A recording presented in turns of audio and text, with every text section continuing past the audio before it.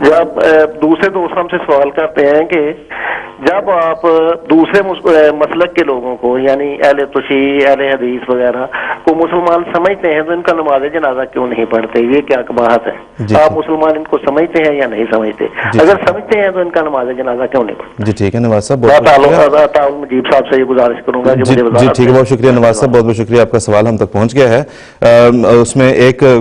ہم یہ بھی کریں، اور بھی بہت سے سوالات ہمیں اکثر پہلے بھی ملتے رہے ہیں، ابھی انہوں نے محمد نواز صاحب نے بھی یہ کیا کہ غیر جماعت دوستوں کے ڈائریکٹلی بھی آتے ہیں، احمدی بھی یہ اکثر پوچھتے ہیں کہ ایک تو یہ بنیادی بات ہے کہ کیا ہم جو ہے جماعت احمدیہ کے علاوہ جو دوسرے مسلمان ہیں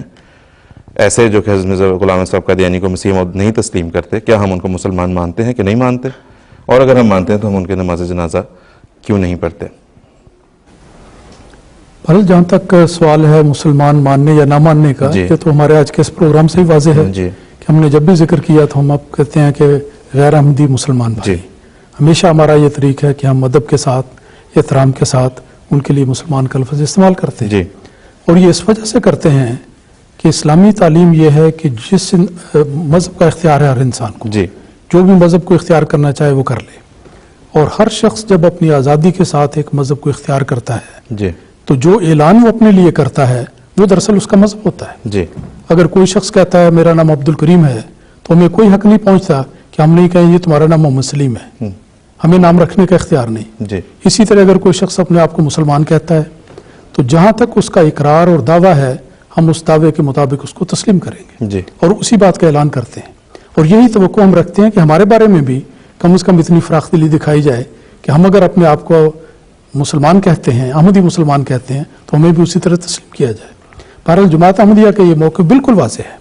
کہ چونکہ وہ اپنے آپ کو مسلمان کہتے ہیں، اسلام کا دعویٰ کرتے ہیں، اس لیے دعوے کے مطابق ہم ان کو وہی کہیں گے اور ان کو وہی کہنے کی اجازت دیتے ہیں۔ باقی یہ ہے کہ ان کا معاملہ اصل میں تو اللہ تعالیٰ کے ساتھ ہے،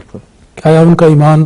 درست ہے یا نہیں ہے، اس کا فیصلہ انسانوں نے کرنا ہی نہیں ہے، نہ ہم نے کرنا ہے ان کے اسلام کا فیصلہ، نہ انہوں نے کرنا ہے ہمارے اسلام کا فیصلہ۔ بالکل ٹھیک ہے، تو یہ معاملہ تو اللہ تعالیٰ کے ساتھ ہے، اللہ تعالیٰ دلوں کو جانتا ہے، اس کی پاتال تک اس کی نظر ہے، اس لیے اصلی حقیقت کیا ہے اس کا فیصلہ تو اللہ تعالیٰ ٹھیک ہے۔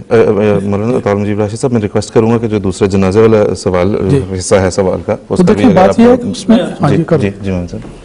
بات یہ ہے کہ جنازہ فرض کفایہ ہے، اگر انہوں نے پڑھ لیا ہے تو کافی، تو دوسرے سے پڑھوانے کا کوئی اتنا شوق نہیں ہونا چاہیے۔ دوسرا یہ کہ جب یہ لوگ ہمیں کافر سمجھتے ہیں تو کافروں سے جنازہ پڑھانے کا کیا شوق ہے۔ اور تیسری بات یہ کہ رسول اللہ صلی اللہ علیہ وسلم نے ایک واضح بار بار پیشگوئی فرمائی، حکم دیا کہ ایک شخص آئے گا جب تم بگڑو گے تو تمہاری اصلاح کے لیے آئے گا۔ جب ایک شخص اس کو نہ مان کے نبی کریم صلی اللہ علیہ وسلم کے حکم کی خلاف ورزی کرتا ہے تو یقیناً وہ خطرے کی حالت میں، اور اسی لیے حضرت مسیح سامنے میں فرمایا کہ اپنے ایمان کو خطرے میں نہ ڈالو ان لوگوں کے لیے دعائیں کر کے۔ کیا ہمارے اس دوست کو وہ حدیث یاد نہیں ہے جو نبی کریم صلی اللہ علیہ وسلم کے بارے میں ہے؟ کیا نبی کریم صلی اللہ علیہ وسلم سے بڑھ کے کوئی اور شخص ہو سکتا ہے جو اپنے کسی کے لیے دعا کرے، جنازہ پڑھے؟ نبی کریم صلی اللہ علیہ وسلم کے بارے میں حدیث میں آتا ہے، میں ابھی نکال کے بھی دکھا سکتا ہوں کہ نبی کریم صلی اللہ علیہ وسلم ایک بار اپنی والدہ کی قبر پہ تشریف لے گئے اور صحابہ کہتے ہیں کہ نبی کریم صلی اللہ علیہ وسلم بہت روئے، اور اتنے روئے کہ صحابہ نے نبی کریم صلی اللہ علیہ وسلم سے عرض کیا کہ یا رسول اللہ آپ کیوں اتنے روئے؟ تو رسول اللہ صلی اللہ علیہ وسلم نے فرمایا کہ میں نے اپنے مولا سے یہ درخواست کی تھی کہ میں اپنی والدہ کے لیے دعائے مغفرت کروں، اللہ تعالیٰ نے مجھے روک دیا۔ حالانکہ حضرت رسول اللہ صلی اللہ علیہ وسلم کی جو والدہ آمنہ تھیں وہ نبی کریم صلی اللہ علیہ وسلم کی بعثت سے پہلے تھیں،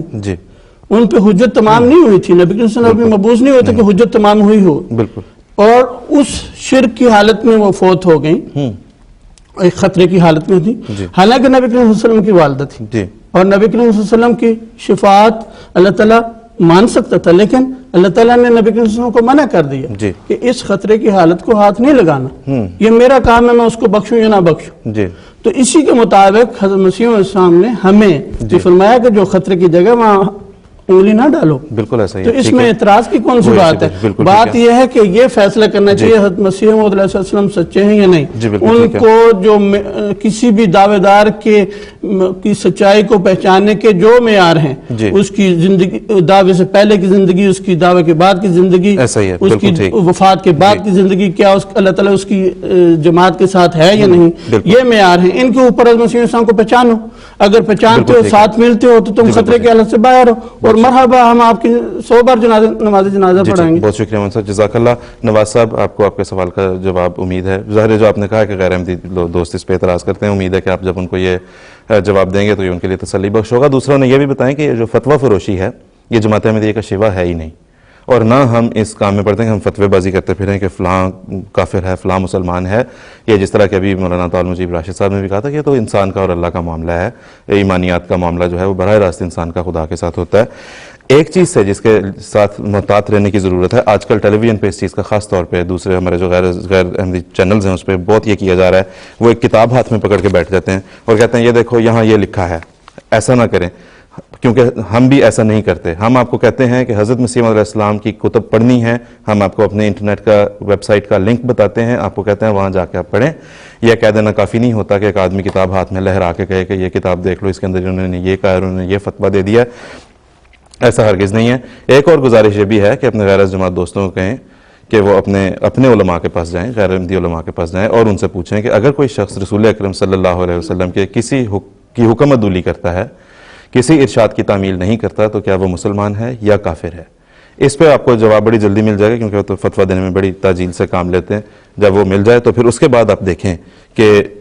رسول اللہ صلی اللہ علیہ وسلم نے مسیح موعود اور امام مہدی کے آنے کی خبر دی.